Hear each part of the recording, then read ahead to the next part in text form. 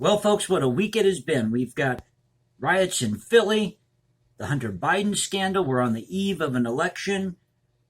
Things are really tense out there. And originally I wanted to do a video about how they're trying to ban the music of Beethoven in the concert hall.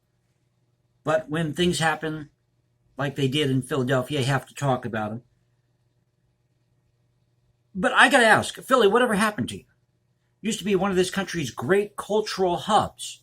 Do you realize that in your own backyard, you have one of the world's greatest, most renowned orchestras, the Philadelphia Orchestra? That orchestra is legendary. I grew up listening to the Philadelphia Orchestra, listening to recordings that were made 30 years before I was born. I got to share this story. This just goes to show you why, as I've said before on this series, you've got to preserve your history and your culture. When I was growing up, and this is in the early 90s, I was at the mall looking for some new music. And I was just starting to hear the music of Tchaikovsky and Schumann and some of the great jazz artists out there like Cal Tjader. And I used to raid my grandma's record collection because she was somewhat progressive at the time. She loved West Coast jazz.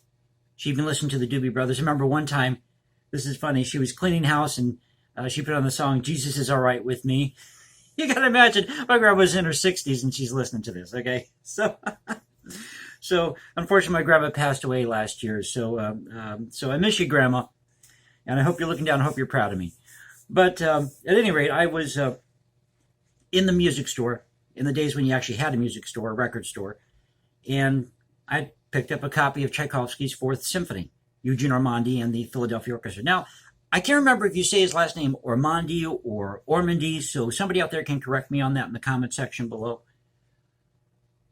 But it was in the days when Sony was buying all these old recordings, re-releasing them on cassette and CD. And we had gotten hit with a freak thunderstorm.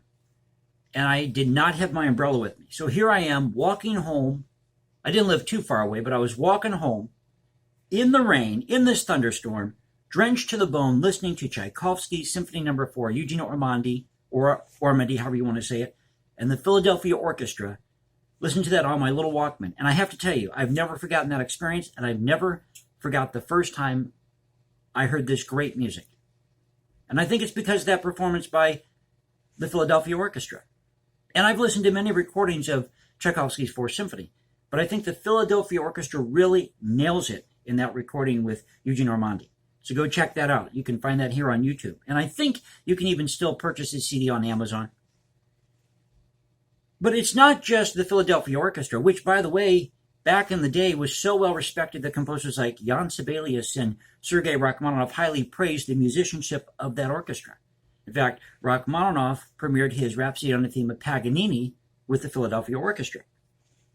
And when the orchestra went over to visit Jan Sibelius at his home in Helsinki, he said to them, "You are all great musicians." Well, at the time, you could have not received a higher compliment.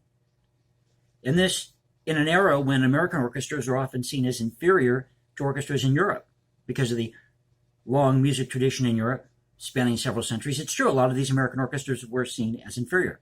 But look what we as Americans did with the Philadelphia Orchestra, or let's say the New York Philharmonic or San Francisco Symphony. We showed them that we could be just as good, if not better. That's what we can do as Americans. But the real aim of the video today, oh, and by the way, I was looking up some other artists that are from Philly. It's not just the Philadelphia Orchestra, but you have people like John Coltrane, Teddy Pendergrass, Patti LaBelle, Frankie Avalon, Chubby Checker, The Roots, Nina Simone, Will Smith. They are all from Philadelphia. So Philly, what happened? Get back to your cultural roots. But as I was saying, the main aim of the video here is to see if it's really true or not, whether we have an issue with police brutality, white supremacy in this country. Well, the truth is no, if you look at the numbers. And they've got to give a shout out to a site called Factcheck.org. This is a great website. Go check them out. Now, it doesn't matter if you're a right-wing group or a left-wing group. If you're somewhere in the middle, they do a fantastic job of making sure that what you're putting out there is 100% accurate. So they really scrutinize you when you post something on their website or put something out there, let's say on Twitter or wherever the site is. So I was looking up some stats, and I looked at some other websites as well. And according to Factcheck.org, this is according to the Southern Poverty Law Center from a stat in 2017. There were 100 white nationalist groups. In 2018, there were 148, so 48 more in 2018 compared to 2017. Now, according to the Anti-Defamation League, you had a 182% increase in the same time period of incidents of the distribution of white supremacist propaganda.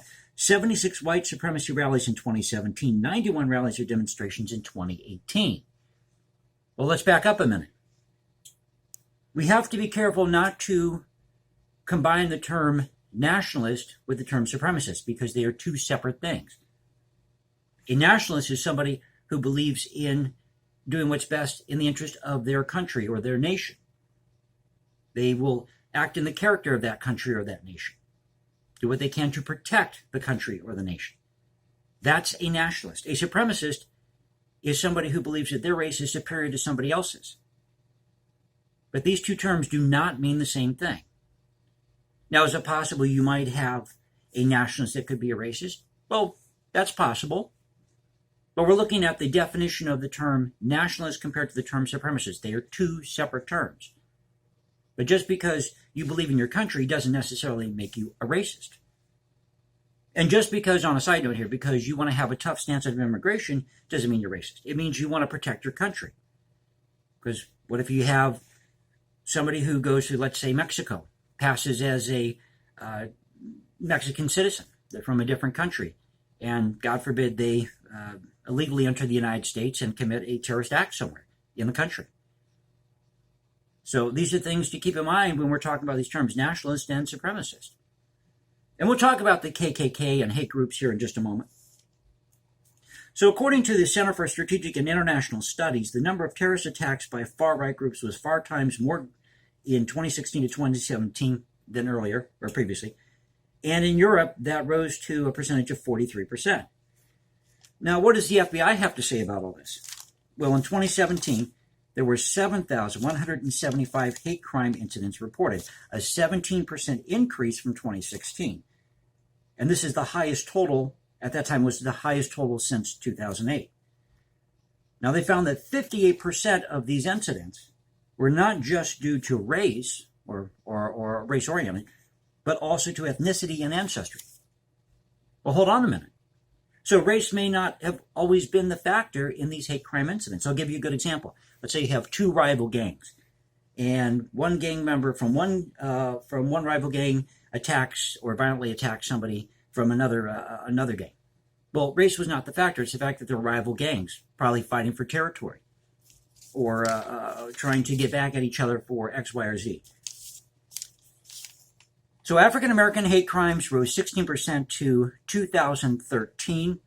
Anti-Hispanic rose 24%, 427 incidents. Anti-Arab doubled to 102. Anti-Jewish rose 37% to 938. Now, it's important to keep in mind that between 2016, 2017 to about 2019, you had an increase of the number of agencies that were starting to report hate crimes. And you had a 5.7% increase in the general population between 2016 to 2017. So what this shows is that even though the FBI is reporting these quote-unquote hate crimes, or these other agencies started reporting these, they do not necessarily reflect the actual trend in the number of hate crimes, or white supremacy, or these fringe hate groups. That trend could decrease or it could increase. Now, what about the KKK? Well, according to U.S. News and World Reports, this is from an August 14th, 2017 article, the KKK was active in 22 states. It had 42 chapters. So 42 chapters or KKK organizations in, chapters in 22 states. The maximum, they're saying, the maximum membership of the KKK is at 3,000. Now, it could be slightly over, maybe slightly under, but generally speaking, it's about 3,000. Now, the largest Klan chapters have 50 to 100 members, but the majority have a membership of 25 or less. And what is the population of the United States in all this? Well, it's 328.2 million according to the last census, which was taken in 2016. So as you're looking at this, you got to say, well, wait a minute. We have 328.2 million people in this country, according to the census from 2016, but we only have, at the maximum, 3,000 KKK members. And you might have some other hate groups, as I'll show here in just a moment. So, for example, Mississippi had 5 groups that belonged to the KKK. Alabama had 4. But surprisingly, in 2019, the state of New York, keep in mind, this is not a southern state, this is not a state out in the Midwest or even out west. This is a northern state, New York. In 2019, according to other sources, they had 44 hate groups. And this included groups such as Act for America, Ambassadors for Christ, which is a black separatist group that's located in Brooklyn, American Christian Dixie Knights of the Ku Klux Klan, etc., etc. So when you look at this, or take a step back, you say, well, wait a minute. We only have, as of 2017, and once again, that may have increased or decreased, but generally speaking, you only had 42 active KKK member chapters in 22 states. But in 2019, in one state alone, New York, you had 44 hate groups, as the ones that I just mentioned here. So here's where the rubber really meets the road. We start getting to police shootings or altercations where, or incidents in which people die in altercations with police. So in 2019, the number of police shootings or incidents in which people died in altercations with police was 1,004. And in 2018, there were 996. Now, the number of blacks shot by police per year, so in 2017, or rather by year, 2017, 223. In 2018, 209. 2019, 235. The number of whites shot by police, 2017, 457. 2018, 399. 2019, 370. Hispanics, 2017, 179, 2018, 148, 2019, 158. Others shot by police in 2017, 44, in 2018, 36, and in 2019, 17.